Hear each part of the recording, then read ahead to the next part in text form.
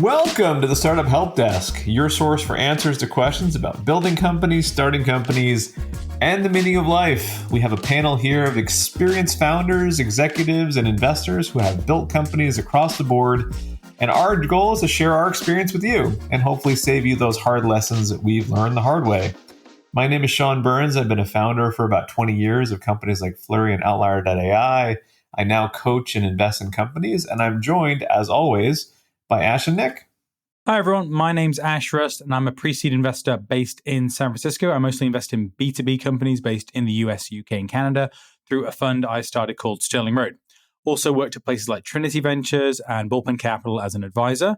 Before investing, I was an entrepreneur myself, most notably an early employee at social media company Clout, as well as the co-founder and CEO of SendUp.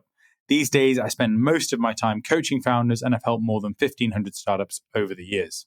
Hey, this is Nick Melionis. I'm co-founder and CEO of a startup called Navi. The skills that make the best founders are the same skills that everyone needs to succeed in the world of tomorrow. We help people and organizations build those skills. I've supported hundreds of folks on their startup and innovation quests, and I'm excited to get into today's round of questions. And that's only, Nick, we've done this show quite a lot now, and you're still excited about it. Have you learned nothing about how bad my sense of humor is? I've learned to keep showing up. There's something working Evidently here not. for sure. That's right.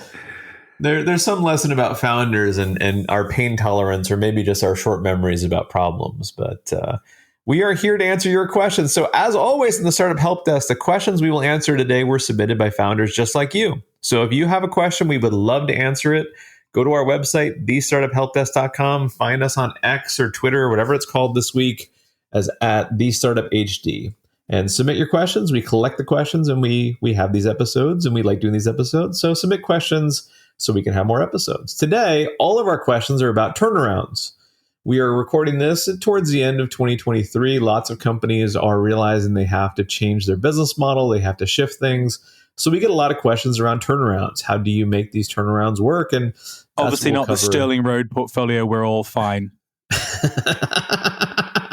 That's right. Everybody having problems is somebody else's portfolio. Our portfolios are absolutely perfect. Although I will say, every single company that I have started myself, I am not too proud to admit, has had to go through at least one very hard pivot, if not many hard pivots. And so turnarounds are something I'm very familiar with. So let's jump into our first question. So Ash and Nick, this is a question from a founder.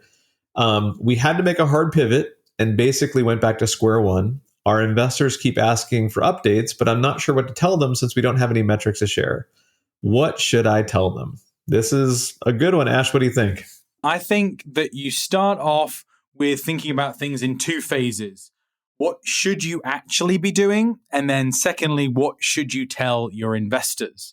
Now, it's important to think of it that way because you don't want one to pollute the other. I think it's really dangerous to try and base your actions on whatever you think might make the investors happy.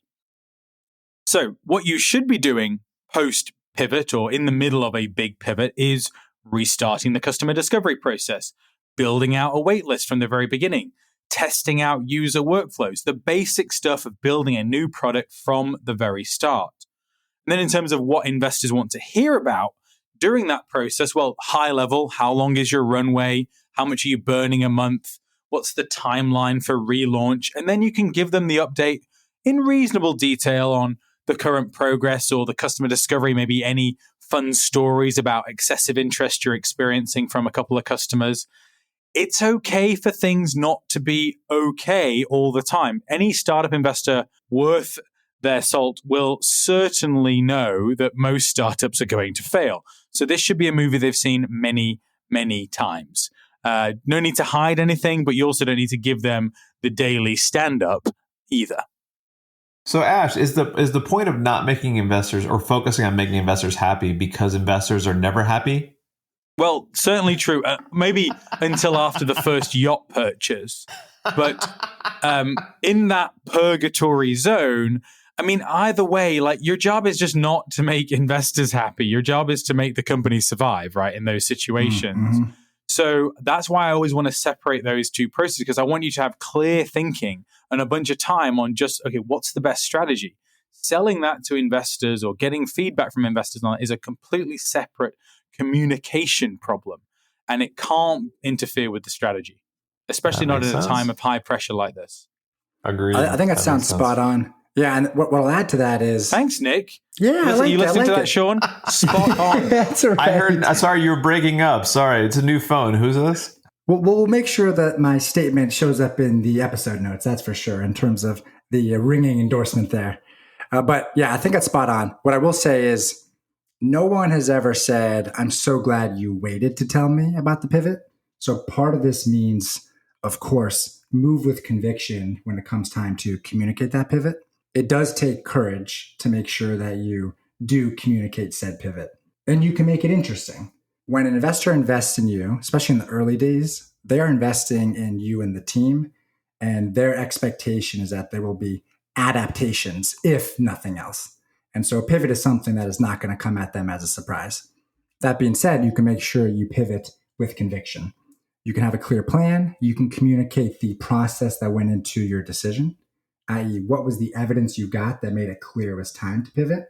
And then even if you don't know exactly what the long-term roadmap will be post-pivot, you can clearly explain your process in terms of how you're going to be approaching these next steps and what you do have conviction on, i.e., you found a real problem that's worth fighting for and is something that merits your attention moving forward. And then lastly, of course, the plan needs to involve talking to tons of customers. So make sure the volume of interactions with prospective customers is high on these next steps.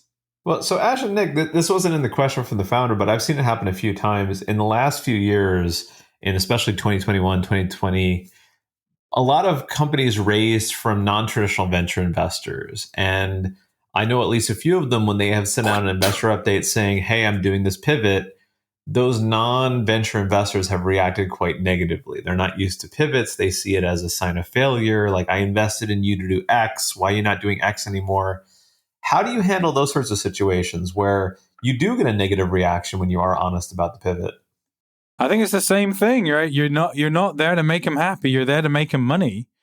So you need to think about what's best for the company and take on board all the feedback you receive from the investor community that's on your cap table. But it's not the final say. They hired you as a CEO when they invested, and they don't get to decide the strategy. They get to give you feedback on it, but that's it. You also need to manage the pivot or the strategy well in advance.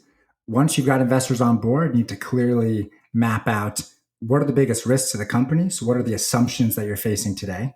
That way they can understand if, as you collect more data, you find out that this company needs to adjust, it is no longer something that is a surprise, but instead is part of the strategy. Fair enough. And everybody knows I'm not a huge fan of Web3, but this seems like a great Web3 application where if an investor wants to complain, they can use a paid service and pay you a certain number of Ethereum to submit that complaint under which you will consider it. So you can actually make money from it at the same time. I think we got something here. That's right. I think we're on something. Web3. Nobody take this idea. Good Lord. Oh my word. Literally tomorrow, Ash is going to have his inbox full of pitches for this idea. It's going to be glorious. Yeah, I'm not a Web3 investor. Don't waste your time. Okay. Let's make sure we answer more than one question today. Ash, what else do we have on our queue? I had to fire my VP of sales, and now most of our sales team has quit. I'm worried more people will start leaving. How do I hold the team together? Before we even jump and start answering this, let's all admit that even if this hasn't happened to you, this is like the nightmare of all founders. Right. This is like the nightmare we live with every day, that this is how it happened to us. Especially Nick, if it's a high quality executive. Like you hired, you worked for 3 or 4 months to hire, and they're like, yeah, I'm actually having to leave. I'm taking a COO position at this really hot startup that we just raised at a unicorn valuation from SoftBank. Bye. Man, I have too much PTSD on this, Nick. You're going to have to start off. I'll hop in here. I think ultimately the foundation of this is there's some indication of a deeper problem. Anytime others are following someone else's departure, it's a signal that something's not working. So step one is figure out where the issue is, figure out where you went wrong. Perhaps you hired this individual poorly, or you hired the additional folks that are on this team in an ineffective way. Perhaps you're just not plugged into the reality of what it's like working at your startup. Ultimately, you got to figure out where the issue is. the major wins when it comes to holding a team together are that people want transparency, they want a clear commitment to address any issues within the company, and of course, they want a business that is on the right track and growing. So you have to start there and make sure that there's no foundational issues that are causing this problem. Then, of course, you can get into talking to the team and figuring out. But Nick, how you what if them. you're just like doing well, but not well enough, right? Like there was a period of time where Uber could hire anybody in Silicon Valley. Yeah, that's ultimately your defining piece of your business is going to be the culture and the tone you set that's working there. And I think this is something that Sean has mentioned in the past too, which is that part of your product is the culture. And so the culture needs to resonate and be something that really motivates folks to be there for the long haul. It's interesting. I very rarely disagree with Nick, but I do have a slight disagreement with you here, Nick, which is sales teams are very specific in that it is very common for account executives to follow a specific sales leader. And so if your sales leader leaves, it's actually quite common for people to leave to follow them where they're going, which is also when you hire a new sales leader, you're looking for sales leaders who have enough team fidelity to bring people with them. So it might actually just be that your sales leader left and these are people that they hired who are following them to the next gig, and your job is to rebuild. It doesn't mean it's any better. It's still bad, but it might not reflect in your company at all. It just is sometimes the nature of how But this will make you feel better. I do. I will agree with Nick, because he did a shout back to something I said in a previous episode. And I have respect for that somebody was paying attention to something I said. There it is. Don't accept the bribe. Jesus. I'm so easy. It's very easy. It's in the end, the goal is not to try to keep people from leaving. It's giving them a reason to stay. So why should everybody else stay? Even if the sales team left for good reasons or reasons not even reflective of your business, like, why should they stay? What's the vision? What's the excitement? What do you give them they can't get somewhere else?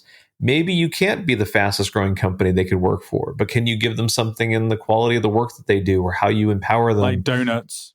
Donuts are great. You know, I mean, literally, can you give them anything they can't get somewhere else? And in general, what I found is that it's very hard for most companies to identify what it is they offer employees that those employees can't get somewhere else. And if you haven't thought about that, when people leave, you really start thinking about it, and you hopefully should have an answer of some kind. It used to be, for example, one great way to differentiate was to have a flexible work from home policy.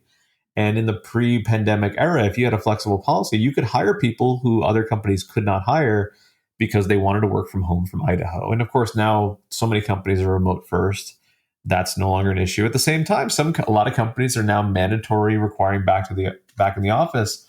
I know a lot of companies that are able to scoop up better people than they were before because they are remote first. And these people, their options are shrinking as companies mandate back in the office. And so you can differentiate what it means to work at your company. Maybe it's the work you do. Maybe it's how you inspire them, the kind of opportunity they have. Maybe it's just their work environment, how flexible you are. But have a reason for them to stay. And if you don't, I would figure it out and try to create one. Otherwise, people will leave. And it does become a kind of momentum game where the more people that leave, the more people that won't leave. And I will confess, and this was criticism I got from my board, and I think it was fair, which is I was always a CEO that was overly anxious about these kind of cascading departures where it kind of snowballs, where one person leads to two people leaving, two people leads to four people leaving, and all of a sudden people leaving the door. I was always overly sensitive to it, but partly because I just saw the people as such a big investment. You're spending so much time hiring them and so much time getting them up to speed. To have them walk out the door, it feels so painful. And I try to do everything. I probably did too much to try to keep them from walking out the door, but it was always an area that bothered me. And it was a reoccurring nightmare that one day you come into the office or you sign onto the all hands Zoom, and you'd be the only one there because everybody else would have left. I have that I'm not even a CEO anymore. I have that as a reoccurring nightmare. Look at that. Okay, Nick, change the topic. Quick, give us another question. All right, let's do it. This is the third question we received from a startup founder. We were growing well, but the last 2 quarters, growth has been really slow or flat. How do we bounce back from the slowdown? Yeah, well, so far, this has been me repeatedly. I mean, who among us has not seen your business kind of hit? I call these air pockets when you're growing fast and all of a sudden you're not growing so fast anymore. And So the first thing you want to make sure is like, is this real? So at my first company, Flurry, we had very fast growth. We were tracking mobile apps and mobile apps were taking off. But every September we had this problem. Every September growth would start to hit this air pocket. And every September it was an emergency to figure out why it was shrinking. And every September we came to the same answer, which was kids were going back to school. And so they weren't on their phones as much. And pumpkin spice, right? And pumpkin spice, exactly. It's hard to compete with that. That's right. So every September we had this fire drill, and every September. So first, make sure it's actually you and not the market. Sometimes these things happen, but usually if you have a slowdown for 2 straight quarters, it probably is you. So the next thing to realize is, you know what? If you had product market fit, you can lose product market fit. It happens all the time. You need to make sure you focus on what changed. It always amazes me. Companies have this interesting kind of willful blindness about their fundamentals, because once something's working, they tend not to pay attention to them as much. And so when they shift, like let's say, for example, you're selling a product to CMOs, and your job just to help to solve them is to help them maximize their conference effectiveness, that they get more out of the conferences that they pay to attend. And all of a sudden, what if something shifts? What if those same CMOs stop going to conferences? Or what if they go to a different set of conferences that include tools that do the same thing that your product was supposed to do for them? There's cases where your fundamental shift, and it's amazing how companies often don't see them because they don't want to see them. They don't want to admit that this fundamental that we worked so hard to create, this product market fit, that something changes. So you try to force it to work. You try to, and a lot of companies that raise a lot of capital use capital to try to force it through, to make it through. And the reality is you have to go back to testing, experimentation. I think that was a good point from the first question, which is you have to go back to experiment, test, move quickly, and just be really honest when you look in the mirror and say, you know what? We worked really hard, maybe for 5 years, maybe 7 years to build this thing. And now in some ways we have to start over again to rebuild this part that's now missing. But Ash, you worked with many more companies. I'm sure you've seen this kind of air pocket situation more than once. What advice do you give your companies when they hit these air pockets? Yeah, I mean, flat growth is definitely a feature of startups. As a general rule, it is a rite of passage, certainly even more frequent than fundraising drama, although that comes up a lot too. So I always like to think of this as a funnel, pretty much always. So distribution at the very beginning, then closing, your margins, and churn. So where in the funnel is your growth breaking down? Have you seen a drop in distribution or interest in the product? Are you struggling to close people? Have your margins changed for the worse? Are you seeing customers leave? Once we have that isolated down to the rough area where things have stopped, or the funnel narrows, then we can think about what our response is going to be. And that very much depends on where in the funnel there's a problem. If it's a distribution issue, you might try new marketing channels. If we're struggling to close, we might talk about new features. If it's a churn problem, it might be better reliability. And you're going to expect to have to iterate through those things maybe 1 or 2 times in order to figure out how you are going to resolve this issue. But as a general rule, take a step back, look at things as a funnel, see where that funnel has a narrow or choke point, and then start testing things to fix that. Also, do you both think that ultimately the tactics you shared here, generally speaking, should just be applied during your startup journey, whether you are running into these flatline growth or not? Because ultimately, this really is a function of continuous testing, continuous finding new opportunities for growth, and continuously figuring out, do we need to reinvent something or not? Seems like that should be part of the DNA, right? No, I think it's dangerous. And so I'll say this. I work with a lot of later stage companies, and there's a point where really the business is about optimizing the engine. The engine's working, and the goal is to optimize and make it run faster. And I think a lot of times founders will evolve. They're very familiar with that kind of scrappy experimental stage. And you keep doing that long after it's a good idea. So instead of optimizing your engine, you're throwing in new products, you're going into new markets, you're going to new verticals. And it's kind of a little bit of a mess where really at some point your focus is on optimizing and making the engine run faster and faster and more efficiently. And likewise, I think a lot of companies in that efficiency mode, they struggle to shift back into experimentation mode once they lose part of product market fit, because they've gotten so good at optimizing the engine, the fundamental shift, and they have a bunch of people in their team who maybe don't even know how to experiment. They're just engine optimizers. So I do think it's important that you know what you need to be good at and what you need to be focused on. Because if you keep doing something too long, it becomes a liability. I can't tell you how many startups I see where they have something that's working, it's really promising, but instead of really investing and refining it, they're like, I have a new idea for a product, or let's go into this new thing that we know nothing about and burn a whole bunch of money trying to figure out if we can make it work there too. Let's add AI. What this product really needs is another large variable cost on the OpenAI That's good. token API. And next week on the Startup Help Desk, the AI-based help desk. Oh, actually, that's not a bad idea. We'll talk about that after the episode is over. That's good. Well, we have only a few minutes left. Let's hit the lightning round. I'm going to ask you guys a few questions about turnarounds. You have 20 seconds to answer, less than that if possible. We'll go in the order of Ash, Nick, and then I'll throw in any ideas I have afterwards. So first question, lightning round. Should I tell my new VP hire about all of our problems or let them find out when they start? Ash. You need to tell them about some of the problems, but not every little detail. Nick. Tell them about the problems that you are hiring them to solve. Very good. I agree with both of you. Have no new notes. Excellent. Okay. When do I tell my team about a pivot? Ash. As soon as you're sure you're going to pivot. Nick. Yeah, immediately. You can't pivot solo. My answer is preferably before you completed the pivot, because it would be very confusing if you waited that long. Oh, man. So in closing quickly, I mean, Nick, Ash, we've all done this a lot. Do you have an estimate of how many times you've had to implement some form of pivot or turnaround at your companies?